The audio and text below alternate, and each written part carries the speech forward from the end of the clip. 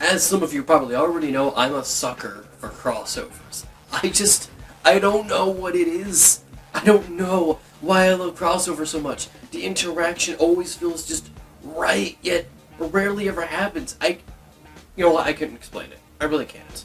So that's why I decided to make a list that I've been wanting to do for a while. And that's the top 10 non-video game crossovers. And as the title implies, there are no video game crossovers to be allowed on this list, such as Kingdom Hearts, PlayStation All-Stars Battle Royale, or Super Smash Bros. Only animation or even live-action based crossovers. However, there's one other rule. The crossover must already be made, so crossovers like Avengers Age of Ultron cannot be on the list. The crossover must already be released by the time this video is released on YouTube. So other crossovers that many people are talking about and are coming out very shortly will not be on this list. Without further ado, let's begin. Oh, thank goodness you're here! Hey! You're not the Powerpuff Girls! No, we're not. Of all the Cartoon Network shows to have a crossover, The Grim Adventures of Billy and Mandy and Kids Next Door having a crossover. Is anyone really expecting this?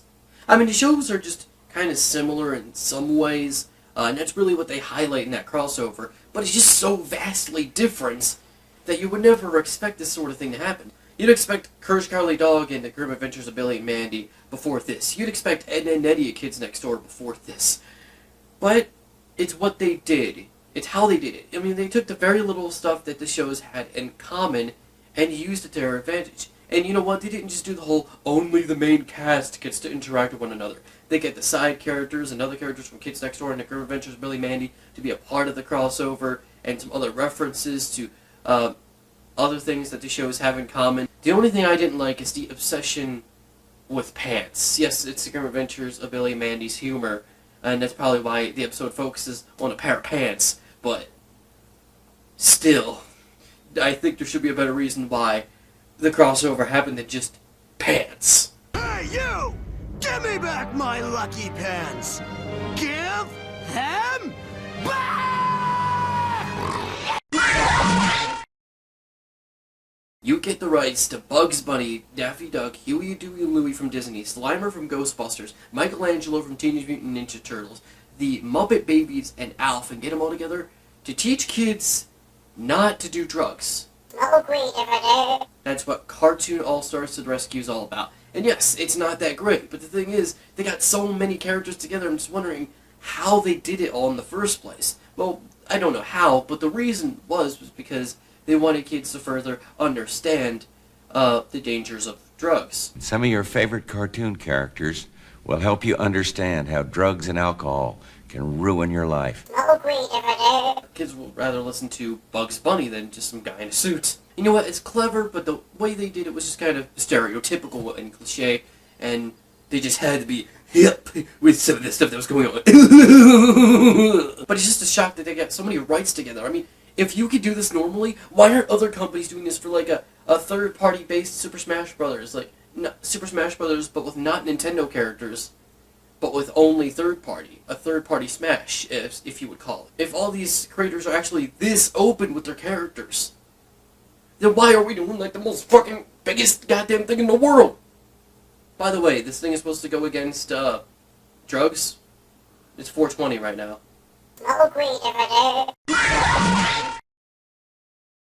We don't get many anime crossovers, and I was so tempted to put that anime crossover with One Piece, Dragon Ball, and Toreko that was supposed to be like a mini-series or one big long special, but I don't have much experience with all those shows. I have more experience with One Piece, but my favorite anime of all time, Fairy Tail, got its own crossover. An OVA episode for the Fairy Tail anime had it to be a crossover with Hiro Mishima's other creation, Rave Master. I'm not even that familiar with Rave Master, and you know what? Can we stop with the whole, oh yeah, Rave Master came first, so Haru is automatically stronger than Natsu? Have you people not seen the most recent chapters of the manga of Fairy Tail? I'm pretty sure Natsu would make a fucking pile of dust out of Haru. In my opinion, in my humblest opinion. Problem was, it was only 30 minutes, despite it being an OVA, and we couldn't get a lot of characters interacting. In fact, some of the main characters didn't get to interact with other main characters. It was just Gray and this guy, Natsu and Haru, And that's it. And not even that. It wasn't even that much. It was like a few lines. It's like how the fairy tale side characters like Levi, Makao, and Kana were treated in Fairy Tale Princess of the Phoenix. We just didn't get to see them a lot. But you know what? I would take it for what it is, and it was still pretty good for the time limit that it had. I know the movie wasn't really that great, but there was Jason Voorhees versus Freddy Krueger, or Freddy versus Jason as the movie is actually called. You get the killer that goes into people's dreams from Nightmare on Elm Street to go against the guy that never sleeps from Friday the 13th. How did they do that again? I haven't seen that movie in forever. I can't remember if like Freddy was just like, fuck, I'm going in here, going into the plane of reality to get this fucker. Or Jason just went to sleep to just kill Freddy Krueger. I don't know. You know what? You guys could correct me in the comments, because I honestly don't know. You know what? I should go ahead and watch that again, shouldn't I? Not many people give a lot of attention to the Lilo and Stitch animated series on Disney Channel. Yes, everything on Disney Channel is horrible. It's just a fucking big sitcom.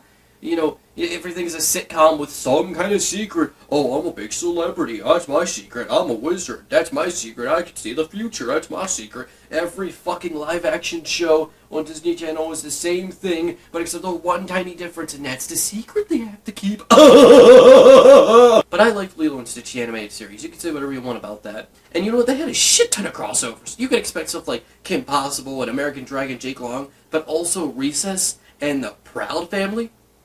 What? Why did they do so many crossovers? And another question, why? Possibly the same reason as... Oh, you thought Lilo and Stitch had it bad. Oh, no. Scooby-Doo, the original series, had it even worse. Batman and Robin, Josie and the Pussycats, fucking the Three Stooges. The Three Stooges in the Scooby-Doo crossover. All the new episodes of Simpsons just horrible. Oh god, it's like a disease. Oh jeez. All the old episodes were good. It's not like a single one newer episode is good and a single one older episode was bad. Oh no, it's not possible. Oh. You know, if you don't like the newer episode of Simpsons, why do people keep watching it? But you know what? It's okay to make your own opinion about the newer episodes, but going on, that every single new episode is just so bad. Acting like you're being strapped up to a chair, forced to watch all the newer episodes, and you only get a few breaks, and that's where you flip out on the internet. I mean, it's okay if you have an opinion that the older episodes were better and you don't like the newer Simpsons, that's okay. But if you're just gonna keep ragging on it every single day of your life, it's just, you know what I mean? But recently, The Simpsons did a crossover with Family Guy. I mean, Futurama. The Family Guy crossover was actually an episode of Family Guy. That's why I mentioned Simpsons instead of Family Guy. But the Simpsons and Futurama, or Simsorama as they called it, crossover, was actually done pretty well.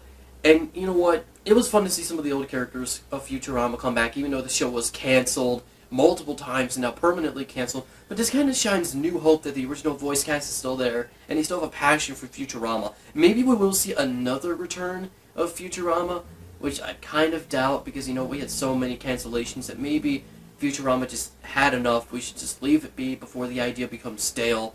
But the crossover was enjoyable for what it was. You know what? This gives me hope for other properties to return just for the idea of a crossover.